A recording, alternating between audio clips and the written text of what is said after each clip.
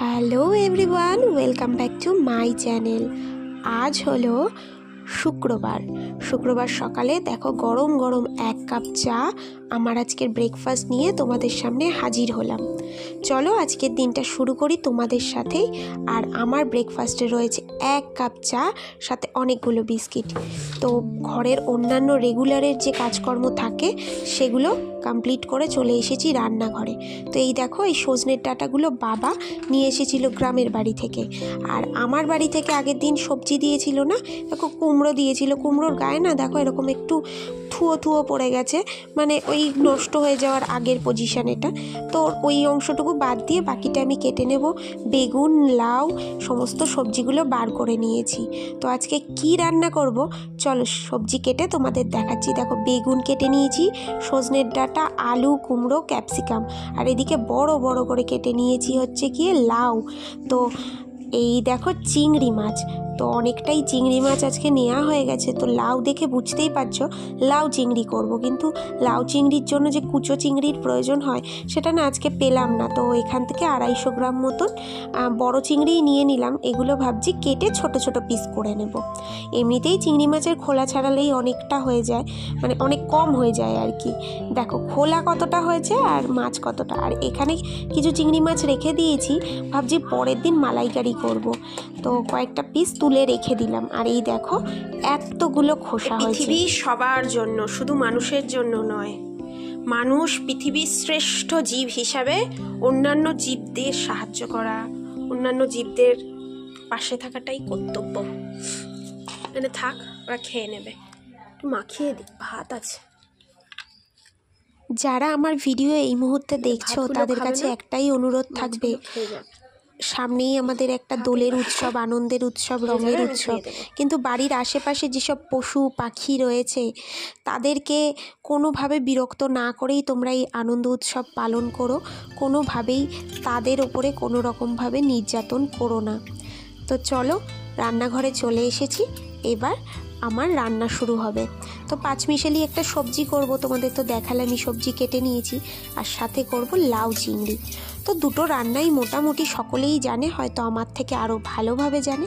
তাই আমি রান্নার কোনো রেসিপি বা আমি কিভাবে রান্না করছি সেটা তোমাদের বিস্তারিত আলোচনা করব না। আজ আমি তোমাদের সাথে আমার মনের কিছু কথা আলোচনা করব। তো যারা দীর্ঘদিন ধরে আমার ভিডিও দেখছো, আমার ডেইলি লাইফস্টাইল দেখছো, তারা তো মোটামুটি বুঝেই গেছো যে প্রতিদিনের ভিডিওতে আমার কিছু কিছু মনের কথা তোমাদের সাথে শেয়ার করি। তো তোমরা থাম্বনেল টাইটেল নিশ্চয়ই দেখেছো, সেখানে আমি লিখেছি যে শ্বশুরবাড়িতে গেলে আমি কুটোটি নেড়ে দুটো করি না। একদমই ঠিক কথা, জানো তো। আমাকে এত কাজ করতে দেখছো তো এখানে, কিন্তু আমি আমার শ্বশুরবাড়িতে গেলে, গ্রামের বাড়িতে গেলে সেভাবে কোনো কাজই করতে পারি না, করিও না। কেন করি না সেটাই আজ তোমাদেরকে আমি বিস্তারিত বলবো। আমি আমার বিয়ের আগে থেকেই চাকরির সাথে যুক্ত ছিলাম। তো সেই কারণেই আমাদের দুজনকেই আলাদাভাবে থাকতে হয়েছে এই ভাড়া বাড়িতে। তো আগে আরও একটা বাড়িতে আমরা থাকতাম হৃদয়পুরে, তো সেখানে আমরা দুজনে সংসার পেতেছিলাম। তো বিয়ের 1 সপ্তাহ পর থেকেই আমাকে কিন্তু রান্নাঘরে প্রবেশ করতে হয়েছে। সেখানে রেগুলারের রান্না, ঘরের কাজ কর্ম, যাবতীয় সমস্ত কিছু, এবং তার সাথে সাথে আমাকে অফিসও করতে হয়েছে।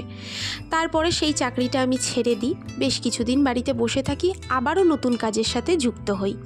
তো এই মতো অবস্থায় আমি যখন আমার শ্বশুরবাড়ি যেতাম কলকাতা থেকে বর্ধমান, মানে বারাসাত থেকে বলতে পারো বর্ধমান, প্রায় 4 থেকে 4.5 ঘন্টার একটা জার্নি। তো বেশিরভাগ সময় আমরা আমাদের বাইকে যেতাম। তোমরা হয়তো আগের ভিডিও যারা দেখেছো তারা জানবে বাইকে করেই বেশি যাতায়াত আমাদের হয়। তো বাইকে করে যাওয়া মানে বুঝতেই পারছো 4-4.5 ঘন্টার যাতায়াত করা মানে সেটা কতটা বেশি টায়ার্ড। তাও যদি বাস ট্রামে হয় একটু শুয়ে বসে যাওয়া যায়, কিন্তু বাইকে যখন যাচ্ছি অনয় চালিয়ে নিয়ে যাই ঠিকই, কিন্তু আমাকেও খুব কেয়ারফুলি কিন্তু সমস্ত ব্যাপারটা 4.5 ঘন্টার জন্য ম্যানেজ করতে হয়। নিজেকে সেইভাবে প্রিপেয়ার করতে হয় যাতে রাস্তাঘাটে বড়সড় কোনো দুর্ঘটনা না ঘটে যায়। আর আগের 4-5 দিন আগে থেকে প্রিপারেশন শুরু হয়ে যায়। অফিসে ছুটি নেওয়া, কি বলে ছুটি নেব, কি কারণে ছুটি নেব, ব্যাগ গোছানো, কি নিয়ে যাব, কি নেব না, সমস্ত কিছু। আর আগের দিন রাত্রে তো ঘুমই আসে না, কারণ সকাল সকাল বেরোতে হয়। তো বেশিরভাগ সময় আমরা সকালেই যাই যাতে সারাটা দিন কাটাতে পারি।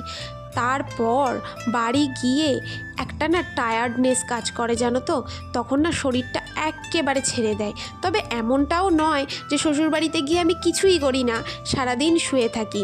ওই কাজের মধ্যে রান্নাটা কিন্তু আমি খুব একটা করি না। কেন করি না সেটাও তোমাদের বলবো, তার আগে বলি কি কি করি। ওই যেমন ধরো আমার ঘরটা গুছিয়ে রাখা, আমার ঘরটর ঝাড় দিয়ে মুছে, বাইরের ঘরটর বারান্দা গুছিয়ে রাখা, জামা কাপড় ভাঁজ করা, কিংবা ধরো শাশুড়ি মায়ের কথায় এটা ওটা সেটা টুকটাক কাজ করা, কিংবা খাবার টেবিলটা মুছে দিলাম, কিংবা এঁঠো থালাগুলো মেজে দিলাম, এঁঠো জায়গাটা মুছে দিলাম, এই ধরনের ছোটোখাটো যে কাজগুলো সেগুলোই আমি করি। আর রান্নাটা কেন করি না সেটা বলি, কারণ বিয়ের 7 দিন পর থেকেই আমাকে কিন্তু রান্নাঘরে ঢুকে যেতে হয়েছে।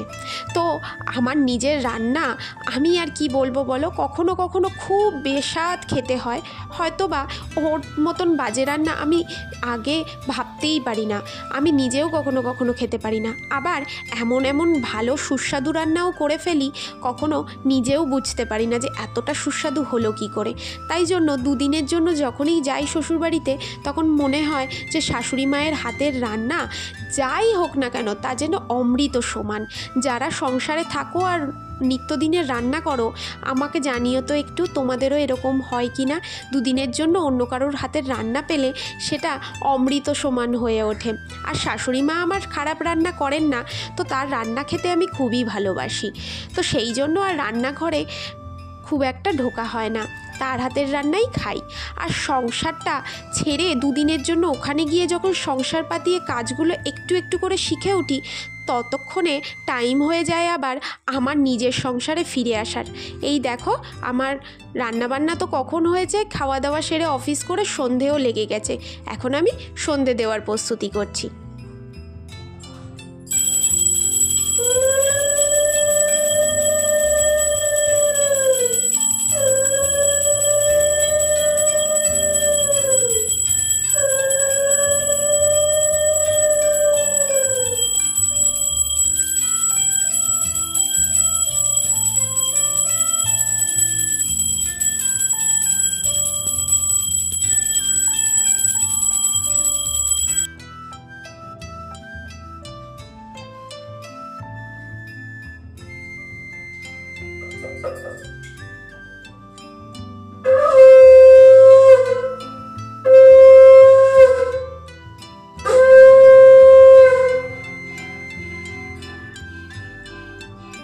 আবার বেশ কয়েকটা দিন পরে একা একা হাঁটতে বেরোলাম সন্ধ্যায়।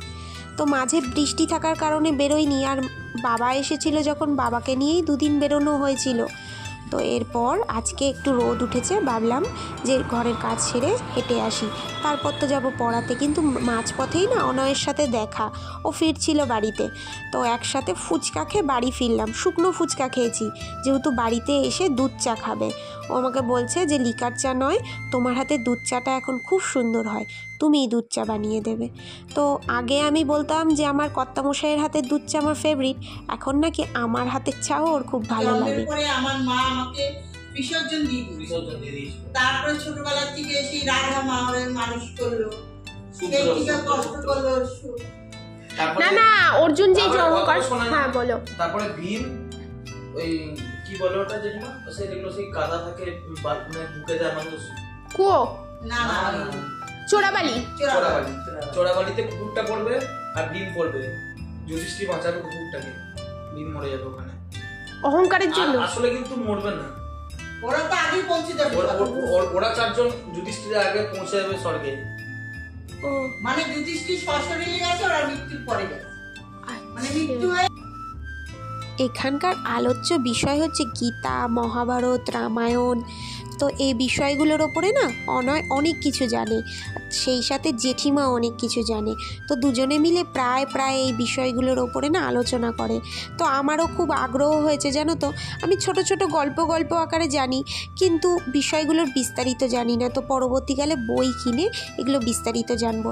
এরপর আমি গেছিলাম পড়াতে, ফিরে এসে চিংড়ি মাছগুলো আর মালাইকারির কথা ভাবনা চিন্তা বাদ দিয়ে করে ফেলছি পকোড়া, কারণ মাঝখানে অনেকগুলো দিন না নিরামিষ খাওয়া হবে, তাই ফ্রিজে রাখলে জিনিসটা নষ্ট হয়ে যাবে, সেই ভেবে পকোড়া করে নিচ্ছি। আজকের ভিডিও এই পর্যন্তই।